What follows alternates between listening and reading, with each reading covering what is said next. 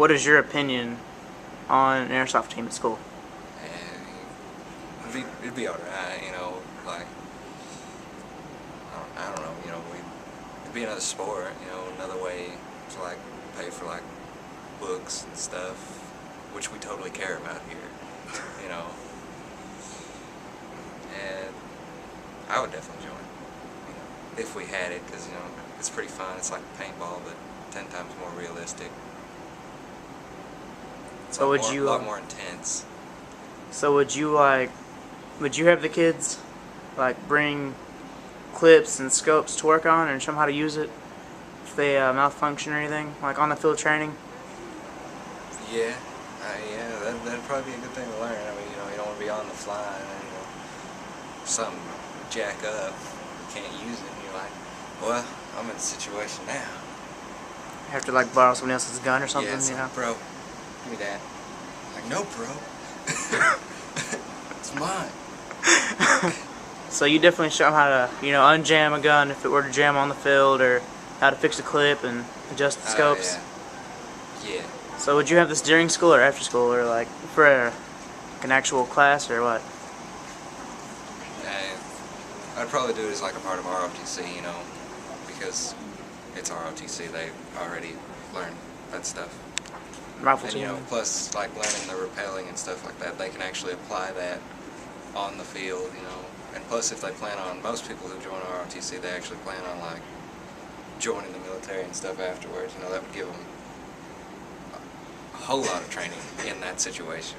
But you know, rappelling is against the rules in airsoft. The Green Mountain Rangers got Not everywhere. disqualified. Not everywhere. You know, some. Because they rappelled and jumped from roof to roof. Green Mountain Rangers, bro, there's an exception there. I mean, they're awesome. And I'm pretty sure they're from here. They're Tennessee. Yeah. They're from Tennessee. So, I mean, yeah, you know, just look at those guys. Look at how they turned out. Yeah. They probably would have done better if they had an airsoft team, but I mean, look at them now.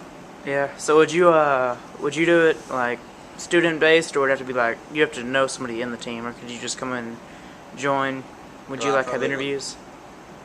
I probably wouldn't put any restrictions on that, you know, just like let them join, you know, and see if that's what's for them. But then if like they're not following the rules of the actual field, or just overall Not being a team player. yeah, not being a team player, then I probably wouldn't let them join, because that can actually affect how everyone else enjoys the sport and could cause other people to want to quit just because of that one person.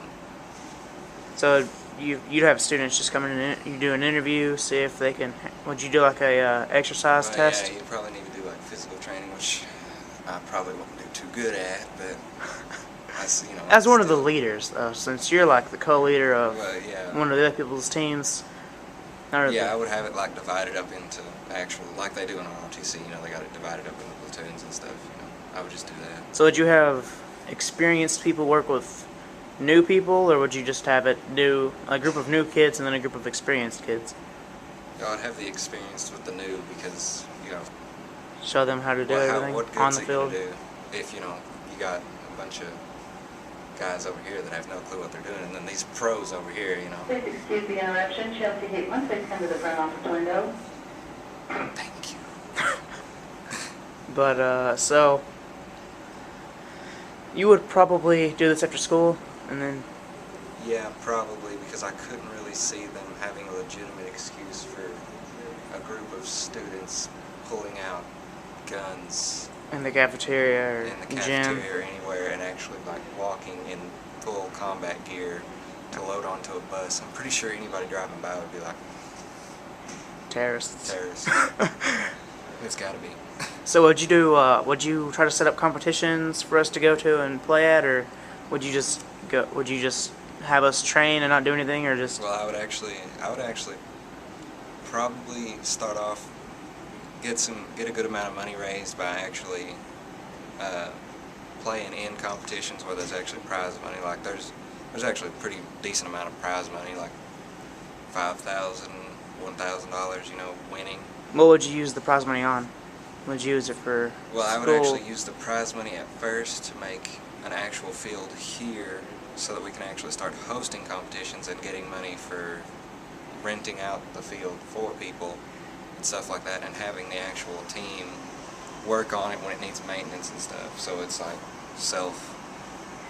self-running there, and Yeah. we're making a profit from it. And then I would actually start helping for like new supplies for the school and stuff. So would you use the money on like to buy kids like? Would you give up patches for hits? Like if they got so many hits, oh, or yeah. Oh yeah, like the ones I carry around on my backpack. Like did you bring your tan and long distance long distance relationship? relationship. I could see those like legitimately being earned long distance relationship. For like a certain amount of hits from a certain distance. Or did you bring your tent for taking out so many people staying in one area? Like prone or something. Yeah, just like camping basically. Camping, yeah. Yeah, camping. Did you bring a tent? That makes sense. And then there's tons of others. There's like bazillions of morale patches that There's you a can get. bacon patch. Oh yeah, and then the bacon patch. I would totally have the bacon patch with my name embroidered on it. So would you use like code names like other teams do?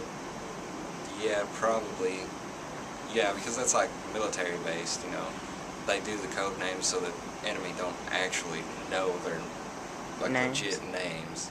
But I would like let students self-name their own nickname, or If they can't think of any, if just they couldn't assign think of them one. anything, I would just like based on how they act in the class, I would give them a nickname from that. Because personally, mine's Shock, and then my partner's Awe.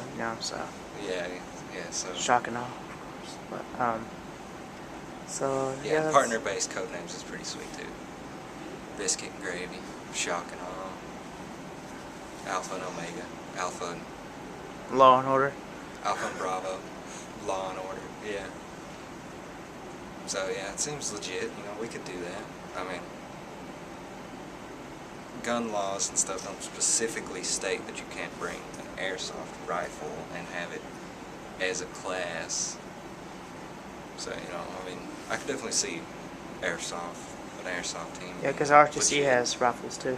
Yeah, and ROTC has pellet rifles, and they have twice as much FPS, which is actually Feet per second. which is actually what causes the damage. So would you train them like CPR or like some kind of medical training? Yeah, they could learn like CPR and stuff, which ROTC already teaches that, but you could further teach them in that, so that actually on the field, if anything does happen, Somebody they know how to falls down a they know how mountain. to. So I've seen some of the trains.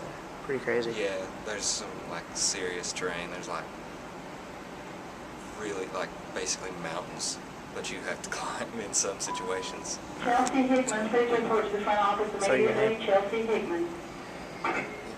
That's all I got. Your name. I need my name too. Use your nickname. Yeah, I'm just like they call me Biscuit. Yeah. That's your airsoft nickname, right? Yeah, that's my airsoft nickname. So How did you get that airsoft nickname? Did you come up with it, or what made you think I just Biscuit? thought of, Biscuit, and then my partner Gravy. We're both bigger guys. We wear tons of armor. We're like freaking juggernauts. So it works. Yeah.